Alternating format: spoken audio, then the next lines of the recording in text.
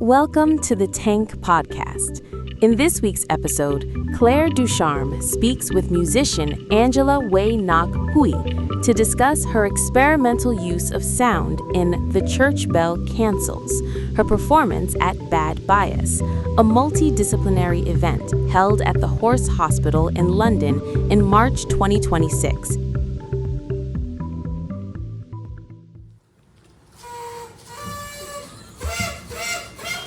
Now I'm speaking with Angela Wai Nok Hui, a London and Hong Kong-based percussionist and multidisciplinary artist. Trained as a classical percussionist at the Royal College of Music, her work now pushes into experimental sound and performance, often exploring identity, politics, and the body through immersive sonic experiences. We're speaking about her live piece, The Church Bell Cancels, presented as part of Bad Bias. So, Angela, could you tell me about when or how the Church Bell Cancels first took shape? Oh, wow. Thank you so much for your intro. So that Church Bells Cancel is, let's say it's kind of another angle for me to explore and experiment this line that I've been thinking for a few years' time is how does loud sound affect human bodies? So this is always, the core idea of my recent work is to, like how lower frequency or how loud hertz would affect all the substance in the body. And yeah, this church bell thingy is basically a lot of world building. And this is only like one puzzle of a massive map that I'm trying to build, which hasn't been finished yet. And I don't think it will ever be finished really. I don't know. I'm definitely mumbling. Please help me out. Did it come along for the project, or was it part of the other projects that you were working on, or was it from Bad Bias? Yes, I mean definitely Bad Bias kind of contributed a little bit to the idea when they asked me to do a set for the event, talk about racism and talking about Asian hate and talking about all the different experience that as an Asian body, how did we got through that time really. And then before they came to me, I was like as I said to you, like this kind of hypothesis or this theme is always like in my work all the time, like back of my mind. Loud sound and then stuff, and so when they came to me I was like it actually fits quite well because I was doing grieving. I was researching quite a lot about dying and falling and the idea of falling in love last year, and I was also like did some research about graveyard and the kind of site-specific communal idea, like when you go to English little town and the graveyard behind the church is very site-specific. The stone that they use is definitely from that village. And for example, if I go to my hometown in Hong Kong, the graveyard, the stone that they use, the headstone, is it? Mm-hmm. Is that the headstone that they use in Tai Po, like where I'm from in Hong Kong, is definitely different from the London stone that they use here. Yeah. And then I don't know, just all these tiny dots kind of contributed to the idea, and then church bells is kind of another site-specific material that I have been thinking, because, well, first of all, they are like really heavy. They're not very easy to transport around. Yeah, you have it in a massive box. Yeah, so like the material that they use is normally, from that country, or let's say from that town. I don't know. I need to do more research in it, but I might be wrong. But definitely from that country. And then, I don't know, just, church bells in every town, in every city, or in every country sounds very just people in that local area, they would know that it is part of their life because they hear that every day. And if they live in that area, probably they wouldn't even realize that it's ringing. And yeah, just, vibration throughout I'm like fantasizing, adding all these poetic meanings to all these church bell vibrations and stuff. And yeah, kind of like echoing with some of the wind field recording that I captured.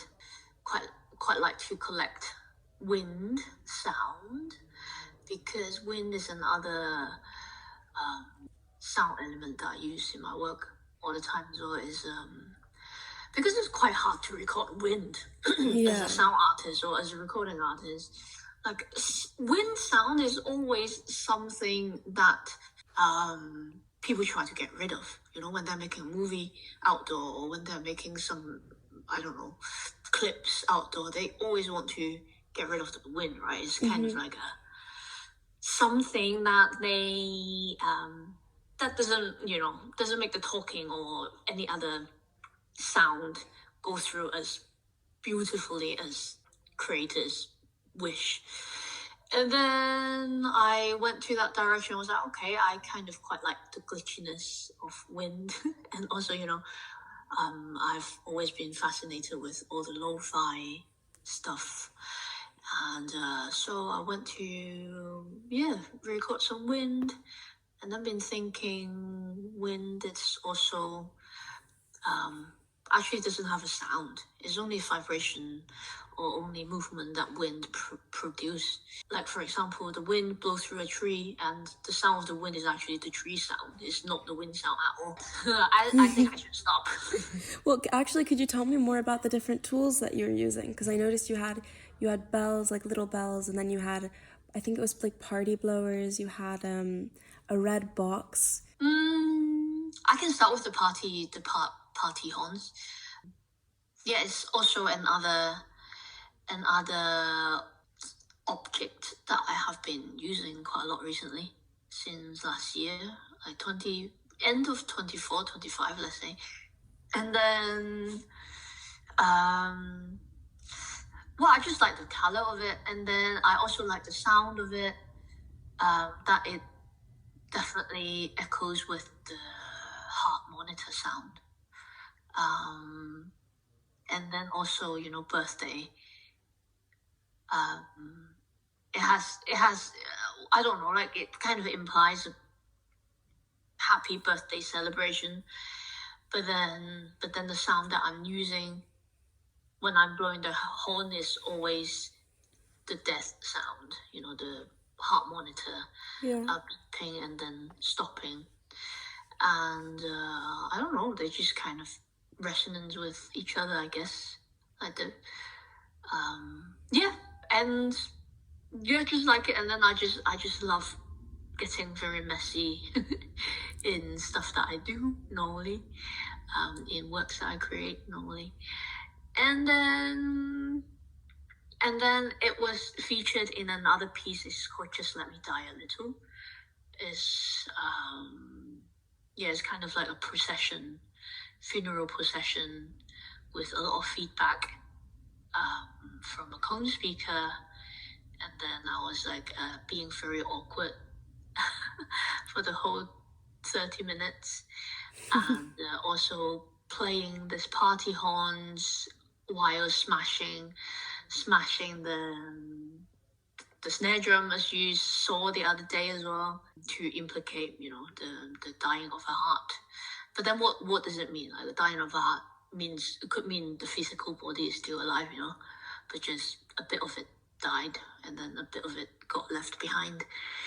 For the red box, it's a box that I used in the sound installation before, like it's exactly the same world as well. Yeah, I basically built a grave for myself last year with a disco ball, and then also with a few drops of my blood, and then it echoes the whole theme of grieving, loving, falling in love, and dying. And then there's the box, and then inside the car speaker is playing the beeping sound that you heard the other day. So kind of, quite a lot of material that have been recycled or reused, but then in different forms. So sorry, just because this is audio, I'm just going to describe it a little bit. So I'm looking at Just Let Me Die a Little, which you made in what year? Last year, 25 March, let's say. So it's a portrait of you, and then you've embroidered the word beloved across your face in multicolored string, and in front of that hangs the bauble that you were referencing before. And in that bauble is your blood. Besides it, there's a disco ball hanging lower down. And then I also see the red box which you had in the performance, it's the Church Bell Cancels. So inside that box is playing the same heart monitor sound. Yes, but then the title of this work is called Loving Memory. So out of Loving Memory, you've now repurposed this box and this heart monitor sound for this new project. When was the Church Bell Cancels? Was that 2026? Yeah, it's recently, from, let's say, started this idea early this year. I know you were saying earlier that you're exploring how sound impacts the physical body. While you were performing, I was wondering how you were not running out of breath, especially when you were blowing on the drum and moving around the stethoscope. Was that intentional, or do you just have really good control of your performance? Yeah, it's a little bit self-harming, isn't it? But to be fair, it's actually not that. It looks harder than it is, really. And then I guess I kind of did it a few times, that section of smashing the snare drum and then blowing. So yeah, it was fine, but also I think I always needed to go to that mental state to perform. I wouldn't, a bit of, adrenaline, a little bit of, uncomfortableness. It's okay for live performance for me. I'm just speaking for myself, really. And also the creating process as well. Sometimes I really have to make my mind, just disclaimer, I'm just speaking for myself. When I create some work, I very often need to put myself in a very low state to be very sensitive to everything in the world, And then, because, this world is it's very shit. And then, just have to open up all the pores and, on my body, and just to feel everything. And then to go to very, very low, and then, and then the creative starts. Can you tell me more about the process for this piece specifically? You made it in February. Did Bad Bias approach you first, or was it already in development in your world making? It was a little bit, to be honest, it was a little bit in my creative research process already before they came to me. And then it just clicked really well because, I was using the wind sound, and I told them about, the slight specificness of wind, and they're like, it's basically just everyone, how they experience COVID, during those years. Everyone, it's the same whoosh of wind, but then everyone experiences that differently. Everyone experiences are and were different during that time. So we just kind of cling on this idea of wind and vibration. Personally, I think it impacted my body a lot when I was watching your performance or experiencing your performance. And I also almost felt like the beers in the fridge were vibrating and they were going to fall out of the fridge, to be honest. I love it. I love to create the drone and then everyone's still at me like this. Yeah, it was genuinely all-consuming, immersive, intense. And it did really make me think. At first, I felt kind of the feeling of I was hearing the hospital machines, and then I was seeing the church bells, and it really did it brought about a feeling of death. Was that what you wanted it to represent in a way? You could interpret however you want. Yeah. But I must say, this new set, the church bell cancels, is a set that it's a recent work that I have made that has less humor in it. Because normally I don't know, I love playing with dark humor. And but this one has a bit less. I think the only funniness or the humor in it was just me blowing the horn and then maybe wearing the very fake looking angel wings. But it's a work that I would love to develop more as well. The feather plucking. I should really, I need to explore that idea more. It's kind of like peeling my skin off, a bit self-harming as well. But then Yeah. it's on the prop, so I'm actually fine. Yeah, I was gonna ask about the feather plucking, because you stood and you started pulling your feathers and throwing them onto the ground. That was a really strong visual element, as was when you revealed the bell, the massive church bell. Is that something you work with outside of this, or was this specifically gotten? It's new. It's completely new. It's new for this set, and I literally just improv that all during the night as well. The plucking feather, I think, is a very interesting idea. I would love to explore more soon, like now. I don't know. I'm still feeling it, but it's definitely something to do with. I don't know the English word for that. When the skin next to the nail came off loosely. Like a hangnail. Yes, and then it's really hard to not to pluck it. Yeah. Every time I pluck it, definitely it will bleed. But then it also feels a bit satisfying as well. Yeah, I get it. And well, I'm not a smoker. I'm not a smoker at all. But whenever I do some social smoking, I feel good, and it's just kind of like this romantic idea of slowly killing yourself, but then you're also fighting to live against everything as well. I don't know. It's a very deliberate choice. You choose to smoke. And I mean, like, why not as well? What stayed with you after the performance? Because you said you're still kind of feeling it, right?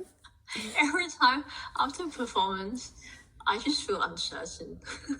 Oh. It's not quite sure what I just did.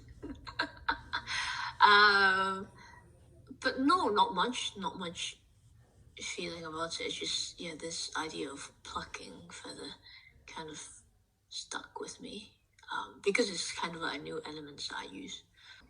And then maybe it's kind of like the heaviness of church bell, and then the lightness of feather, like the massive contrast that they show. Yeah. Struck me quite strongly that day. Well, because as you know, like that church bell, I need to hire that in, right? So I can't really practice that every day when I'm researching or practicing for the set. Mm-hmm. So during the 2 performances that I have given, this church bell cancels this work, I'm just exploring why I go as well. Yeah, because I know you also said you practice it tons of times when you're like miming the movements, but you only do it 5 to 6 times at full volume, right? Or maybe everything a bit less. Okay. Maybe not. It's just in my head. All this idea.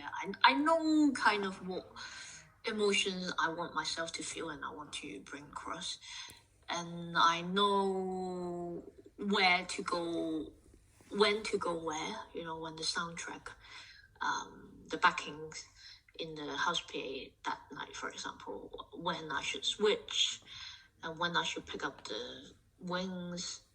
But like really specifically how to hit the bell or when to put the contact mic in, I am just improving on the go. What did you want people to feel, or was there anything that you wanted people to feel, especially in relation to bad bias and its context as being against racism and exclusion and violence? I think it goes back to like the grief,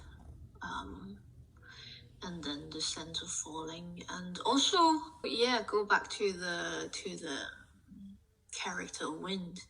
Wind carries on. life carries on, but then we also need to have courage to, carry on as well, and also not to forget, I guess. We had a meeting. We had a meeting, kind of like a creative meeting, just to touch base before we put on the set. They were asking me one question. They asked, "Do you think the racism in London has gone better after 2020, 2019? After COVID years?" And I had a long pause as well. I don't think so. I think it has gone worse, really, since then, or like since forever. I mean, COVID doesn't make the racism. It doesn't contribute too much to racism. It's always, the evilness of people.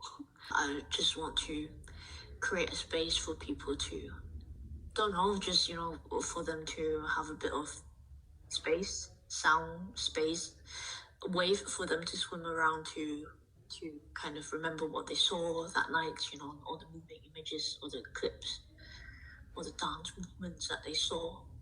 But also to overwhelm them a little bit as well.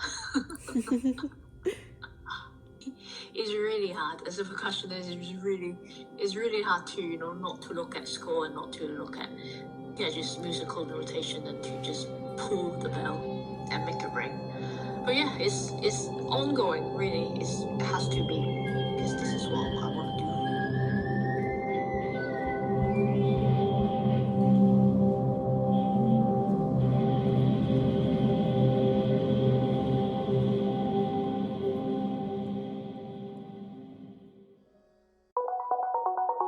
To hear more podcasts from Tank, you can subscribe on all major podcast platforms or follow us on SoundCloud. The theme music for this podcast is by Himera.